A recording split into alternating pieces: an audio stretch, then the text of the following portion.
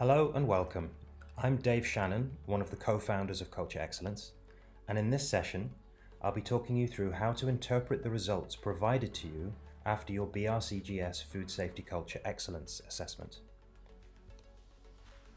Your results are provided in a PDF report. We'll send this to you via email when your survey is closed. It will also be available via your account on the BRCGS directory. The example used in this walkthrough is a sample and does not represent any of our clients' data. The top line of your report will show your total score and grade for this assessment. If we look down, we will see the score broken into 4 categories of people, process, purpose, and proactivity. And we can immediately see in this example that people is the highest category. Normally, we see companies that are larger and more well-established score higher in process and purpose, while smaller and newer companies tend to do better in people and proactivity. This might well be the pattern for your company also. The next step is to look at your dimension averages. Here, they range from 59 to 86. This shows us that the scores are medium to high across all 4 categories and 20 dimensions. This shows both strengths as well as areas to work on. We can see the top 3 dimensions are teamwork with a score of 86, empowerment with 82, and coordination with 81. The lowest dimensions are investment with a score of 59, awareness, foresight, and learning, all of which scored 61. This suggests that investment could be an area to focus improvement actions on, and teamwork an area to celebrate. But we'll dig a little more into the detail. If you're doing the assessment for a second year, the report also shows you your previous scores and a year-on-year comparison indicator, whether the score has increased, decreased, or remained the same. The next page provides more details of your results. First, you'll see how you compare to the industry, so every other food company that's taken the Culture Excellence assessment. In this case, the industry average is 71 compared to the company's score of 74. So this company has scored 3% higher than the industry benchmark. You can also see the specific product category benchmark to see how you compare with your peer group. Here, the benchmark is 77, so 3% higher than the company score. Next, come your lowest and highest elements within your lowest and highest scoring categories. Elements are data points that link to the individual questions in the survey.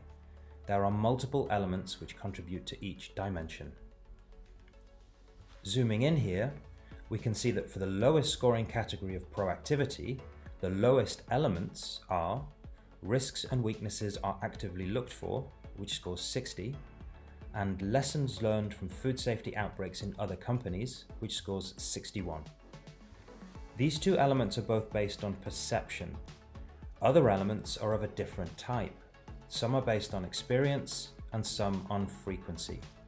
When evaluating the element scores and planning actions, it's always worth thinking about the type of question, as this can help with your understanding.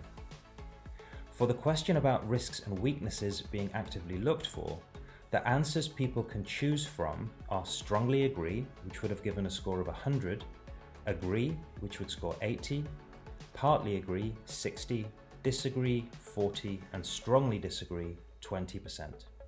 So, the score of 60 for the example here means that the average answer would have been partial agreement.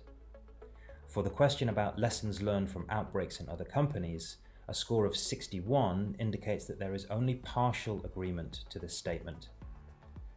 The highest scoring elements for the highest scoring category here, in this case people, are people have authority to take action in the event of a food safety problem, which scored 82. Frequency of communications about food safety, which scored 86. The score of 82 for people perceiving that they have authority to take action in the event of a food safety problem indicates that most people agreed. The question related to food safety communications is based on frequency. In this example, the answer options were weekly or more, which would have scored 100%, monthly, 80, a few times per year, 60, yearly, 40, and never or rarely 20%. For the example client, this question scored 86, which means food safety communications are perceived to be received monthly. A quick point here, the M in brackets indicates this was a question asked only to the managers who took the survey. An SM in brackets would indicate the question was only asked to supervisors and managers. The next section shows your cultural positives and barriers as identified by the employees. We give a selection of 15 barriers to choose from, and each employee can select up to 3 barriers. So the scores aren't a percentage, but represent the total number of people who selected that particular option as a barrier or a positive. In this case, the 2 most selected barriers are budget and multicultural workforce, specifically language barriers. It's important to bear these barriers in mind during action planning, as they may hinder your progress if they are not accounted for. For example, if you choose to decide to address a low-scoring dimension or element, but to do so requires investment, the barrier of budget may need to be overcome first before any other changes can be made. We can also see what people identified as the main positives of culture at your organization. In this case, they are time and premises and facilities. As with barriers, positives are useful areas to look at during action planning. For example, given time is seen as a positive, this sample company would probably have more flexibility than other companies in making plans that would require time, as in this way it could be used as part of an initiative to improve culture. The remaining pages of the report provide general information and are not specific to your company or your assessment.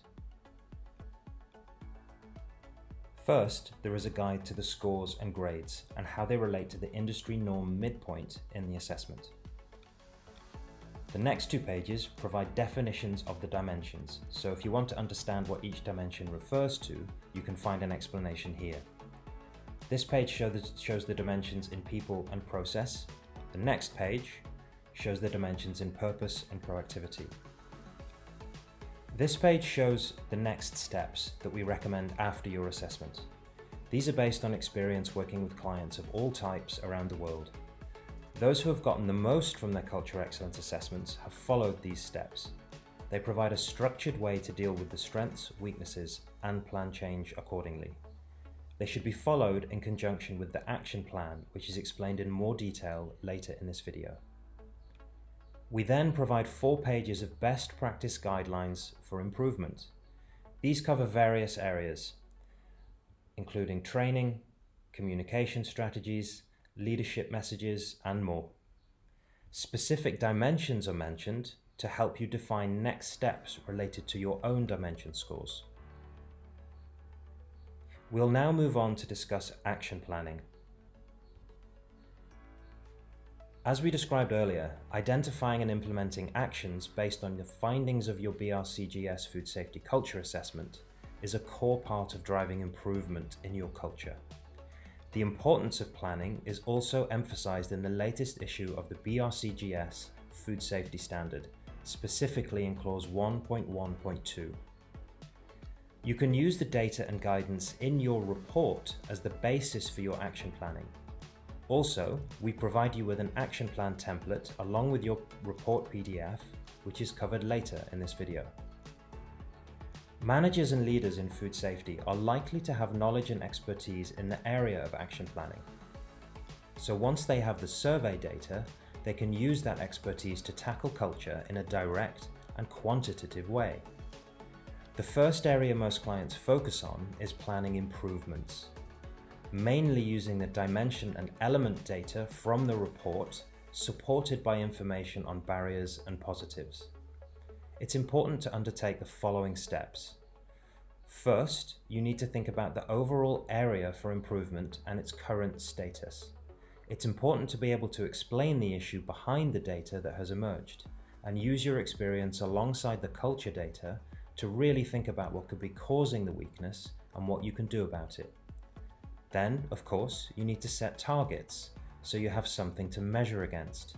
Your baseline numerical target is provided to you in the report, and you can set a new numerical target for what you want to achieve in your next assessment.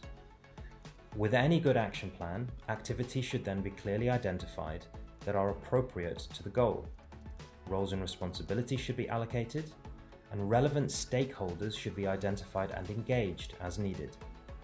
A deadline is important for each activity to keep things moving, and some form of monitoring is always important to make sure things are on track. Once you've looked at your weaknesses, it's time to acknowledge your strengths.